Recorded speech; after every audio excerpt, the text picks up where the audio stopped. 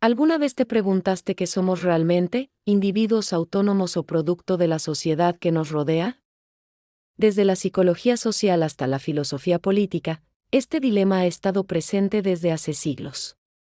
Llamamos individuo a algo que creemos natural y separado, pero, ¿y si esa separación fuera solo una construcción histórica? En este video exploraremos cómo el concepto de individuo surgió en la modernidad, cómo se relaciona con la sociedad y por qué el dualismo entre lo individual y lo colectivo sigue siendo un problema central para entendernos a nosotros mismos.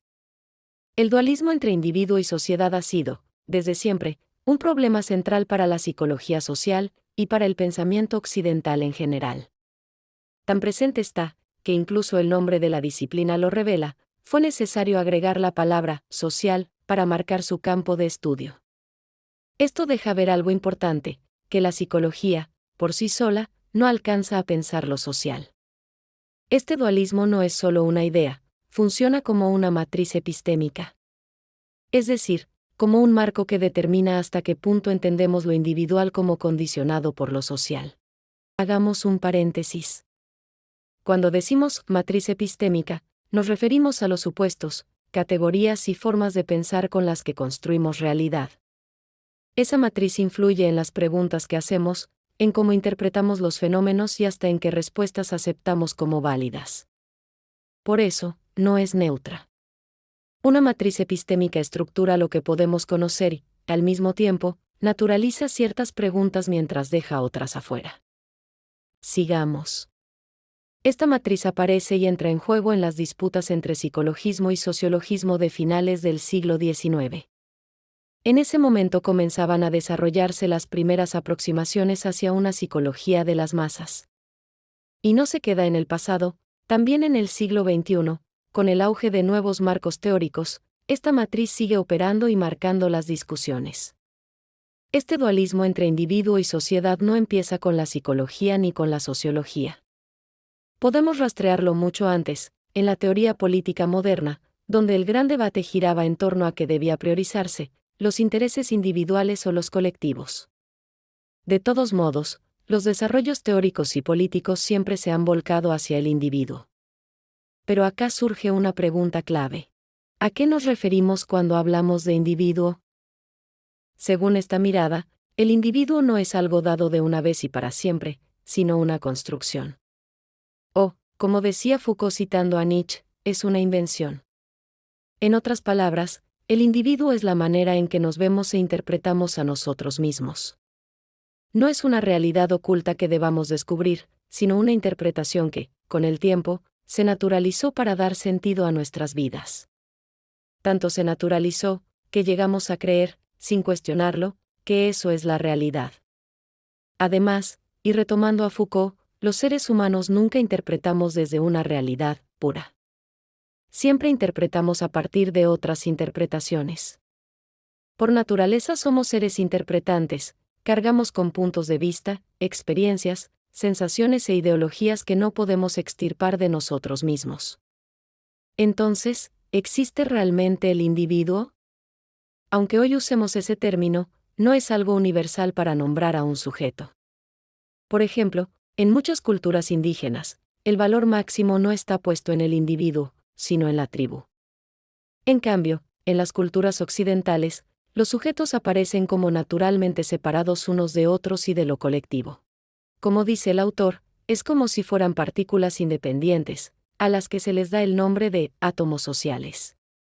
El origen etimológico de la palabra individuo viene del latín individuus, que significa no divisible.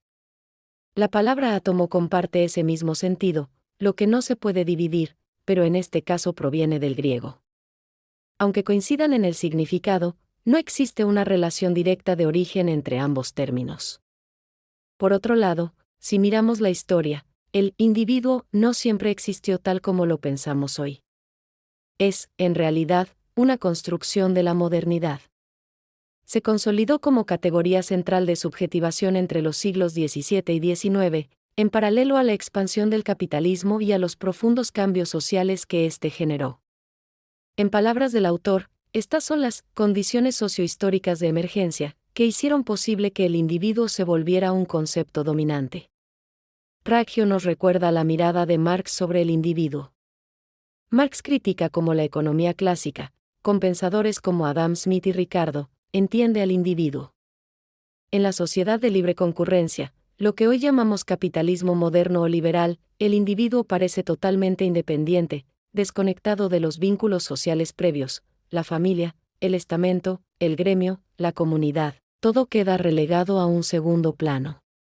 En sociedades anteriores, como la feudal, el individuo formaba parte de estructuras sociales rígidas. Su identidad no era independiente, sino que estaba entrelazada con el todo colectivo, la familia, la comunidad, el estamento al que pertenecía. Sin embargo, los pensadores de la Ilustración y de la economía política clásica asumieron algo muy distinto. Creyeron que el individuo autónomo, racional y dueño de sí mismo, siempre había existido, o al menos que era algo natural, dado desde siempre. Lo idealizaban, pensando en él como una esencia humana permanente, en lugar de reconocerlo como una construcción histórica que surge en contextos específicos. Así, Smith, Ricardo y otros teóricos asumieron al individuo burgués del siglo XVIII como si fuera un modelo universal y eterno. Pero, en realidad, ese individuo es un producto histórico. Surgió con la disolución del feudalismo y con el desarrollo de nuevas fuerzas productivas, el comercio, la manufactura y la colonización, a partir del siglo XVI. Aquí podemos empezar a ver algo fundamental: el individuo surge históricamente, como resultado de condiciones sociales y económicas muy específicas. Ana María Fernández nos explica esto con claridad. La presión de la burguesía fue clave para disolver las sociedades feudales. Los burgueses necesitaban mano de obra para sus fábricas, pero se topaban con un obstáculo: en el feudo, los siervos estaban atados a la tierra donde trabajaban y vivían, sujetos al control de un señor feudal. Para que el individuo moderno pudiera emerger, fue necesario desarrollar una nueva lógica social y económica. La familia, que antes funcionaba como unidad de producción, pierde ese rol. La fuerza productiva se individualiza, y cada persona pasa a vender su propia fuerza de trabajo como una mercancía. De esta manera, se consolida la noción de individuo en Occidente, y la sociedad empieza a concebirse como un conjunto de productores libres. Estos nuevos individuos firman contratos por separado y comienzan a desarrollar actividades propias, persiguiendo intereses personales, como obtener un salario. Según Ana María Fernández, este proceso reconfigura lo que entendemos por lo privado y lo público. Al mismo tiempo, surge la noción de individualidad o identidad personal. Las prioridades cambian, el libre albedrío y la búsqueda de la felicidad personal adquieren un papel central en la vida de cada individuo. De este modo, mediante distintos dispositivos, se busca reorganizar tanto lo social como lo productivo. Un ejemplo claro de esto es el contrato social de Rousseau, que surge como una manera de regular las relaciones entre las personas en sociedad. El contrato social tiene un propósito claro: asegurar que, al integrarse a una comunidad política, el ser humano no pierda su libertad, sino que la mantenga. Su objetivo principal es proteger al individuo y su propiedad frente a amenazas externas e internas. En pocas palabras, la asociación política existe con un fin práctico: garantizar la seguridad de todos. Aquí surge una paradoja interesante: el contrato social intenta unir a las personas y, al mismo tiempo, separarlas. Supone que los sujetos son libres y autónomos por naturaleza, pero, para que la sociedad funcione, necesitan ser vinculados. Es justamente en este punto que se establece y se legitima al individuo moderno. Como mencionamos antes, el individuo es el sujeto de la modernidad. Se construye separado de cualquier lazo que lo conecte con la sociedad, aunque en realidad forma parte de ella. Dentro de esta ficción, la sociedad aparece como un sistema coercitivo: el bien común y el interés general se imponen en los aspectos éticos y políticos de las sociedades modernas. Es aquí donde surge el dualismo individuo-sociedad y la polémica entre quienes defienden el interés individual y quienes priorizan el interés colectivo. También existen posiciones intermedias, como la de Rousseau con su contrato social, que buscan un acuerdo entre estos extremos opuestos. A finales del siglo XIX empiezan a surgir las primeras polémicas entre psicologismo y sociologismo, con el nacimiento de las ciencias sociales. Un ejemplo claro de este debate es el choque entre Tarde y Durkheim. Tarde defendía la primacía de lo individual, sosteniendo que lo social se forma a partir del individuo.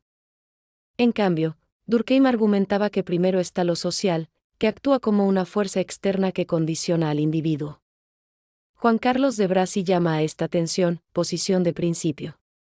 Desde esta perspectiva, se sostiene que la única realidad es el individuo. Parafraseando a Ana María Fernández, el individuo posee capacidades cognitivas, sensoriales, emocionales y conductuales.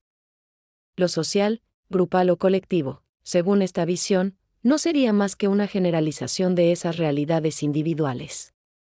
Desde la perspectiva opuesta, se sostiene que el individuo, separado de lo social, no existe como tal, es solo una entidad ficticia, su existencia está determinada por lo social, porque solo el grupo, lo colectivo, es real. Es el grupo quien produce al individuo a través de las interacciones y las influencias sociales, y es allí donde se forman las experiencias subjetivas. El problema con estas dualidades aparece cuando las naturalizamos y las damos por sentadas, como si formaran parte del sentido común.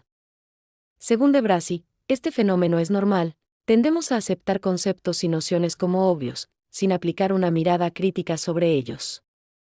A pesar de los esfuerzos por resolver esta dualidad, a menudo tendemos a naturalizar estas divisiones teóricas.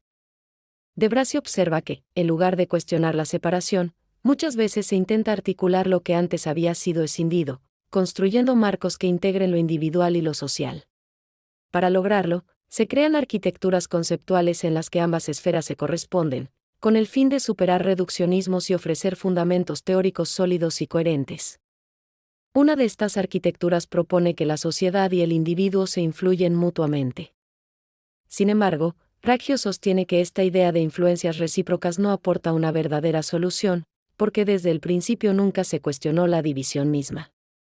Ya en el siglo XX, en la psicología social rioplatense, Pichón Riviere introduce la noción de vínculo, entendiendo que el mundo interno del sujeto está socialmente constituido. Armando Bauleo, por su parte, propone la intermediación entre la estructura individual y la estructura social. Sin embargo, estas conceptualizaciones terminan reafirmando la separación, porque presuponen que lo individual y lo social existen como esferas separadas. Nunca se cuestiona si realmente tienen naturalezas diferentes, solo se intenta unir algo que, desde el inicio, se considera separado. También se plantea una división entre el adentro y el afuera, refiriéndose a un psiquismo individual que distingue un interior psíquico de un exterior social. Sin embargo, siguiendo el razonamiento de Raggio, este problema no tiene solución, porque no es un problema en sentido estricto, sino un dilema.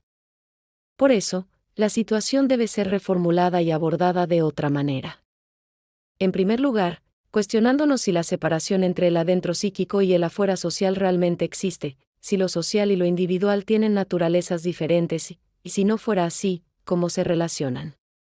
Raggio sostiene que existe una continuidad entre el adentro y el afuera, a la que denomina continuidad topológica, siguiendo el concepto que también menciona Deleuze, el adentro es un pliegue del afuera. Esto significa que no hay separación ontológica entre ambos, el interior psíquico no está aislado del mundo exterior. El interior existe como parte de un proceso de plegamiento del exterior, sin que exista un límite o frontera que lo separe. El afuera se introduce en sí mismo y va formando un espacio interior, nuestro yo, nuestra subjetividad, que es ese mismo pliegue. La subjetividad es dinámica y está constituida por pliegues del afuera, estos pliegues interiorizan lo exterior, los discursos, las relaciones, las fuerzas, y toda la trama social, cultural, histórica e institucional. Así, la subjetividad se entiende como un continuo relacional. De Brasi sostiene que la historia y lo social no son externos al individuo, ni están separados del inconsciente. Por el contrario, el inconsciente está atravesado y constituido por lo social e histórico. No podemos entenderlo como un mundo meramente privado. Freud sostiene que lo inconsciente se forma a partir de las relaciones sociales. Introduce así la noción de vínculo, que se establece históricamente entre los sujetos. En sus propias palabras, desde sus inicios, la psicología individual es también psicología social. Marx, Afirma que la esencia humana no es algo abstracto ni inherente a cada individuo, sino que se encuentra en el conjunto de relaciones sociales. El problema del dualismo entre individuo y sociedad no se resuelve eligiendo un bando, ni conciliando extremos. Se resuelve cuestionando el punto de partida, ¿y si nunca estuvieron realmente separados? Raggio propone que lo individual está hecho de lo social. No somos sujetos aislados, sino pliegues de una historia, de una cultura y de una red de relaciones. Nuestra manera de pensar, sentir y desear ya está atravesada por lo colectivo. Por eso, en lugar de permanecer atrapados en esta falsa dicotomía, debemos repensar cómo nos constituimos como sujetos en relación con el mundo que habitamos. Lo que llamamos yo no es algo propio y cerrado. Es, más bien, la forma en que lo social y lo histórico habitan en nosotros. Entonces, ¿qué pasaría si dejáramos de pensar en nosotros como individuos separados y comenzáramos a vernos como parte de una trama social que también nos constituye? Déjame tu opinión en los comentarios, comparte para que llegue a más personas y no olvides suscribirte si quieres más contenido sobre psicología, filosofía y pensamiento crítico. Nos vemos en un próximo video.